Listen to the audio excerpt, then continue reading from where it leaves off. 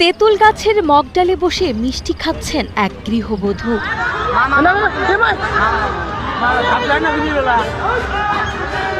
অদ্ভুত এই কাণ্ড নিয়ে এলাকায় সৃষ্টি হয়েছে ব্যাপক তোলপাড়। ঘটনাটি ঘটেছে কুড়িগ্রামের উলিপুরে।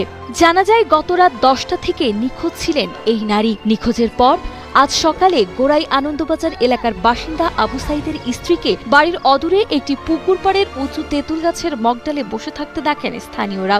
প্রত্যক্ষদর্শীরা জানান সাত সকালে ওই নারী গাছের মগডালে বসে আপন মনে মিষ্টি খাচ্ছিলেন। এমনকি তার ছেলে উদ্ধারের জন্য গাছে ওঠার চেষ্টা করলে তিনি ওপর থেকে তাকে মিষ্টি পাঠিয়ে দেন। পরে খবর পেয়ে ফায়ার সার্ভিসের উদ্ধারকর্মীরা ঘটনাস্থলে পৌঁছে তাকে নামানোর চেষ্টা করলে তিনি নিচে নামতে অস্বীকৃতি জানিয়ে পুকুরে ঝাঁপ দেন। এতে তিনি তাৎক্ষণিক জ্ঞান হারিয়ে ফেললে ফায়ার সার্ভিসের কর্মীরা তাকে পানি থেকে উদ্ধার করে হাসপাতালে পাঠায়। মাঝরাতে ওই নারী কিভাবে বিশালাকার ওই মগডালে উঠলেন এবং সেখানে মিষ্টি বা কোথায় পেলেন, এমন সব রহস্যময় প্রশ্নে এখন লোকমুখে নানা গুঞ্জন ছড়িয়ে পড়েছে।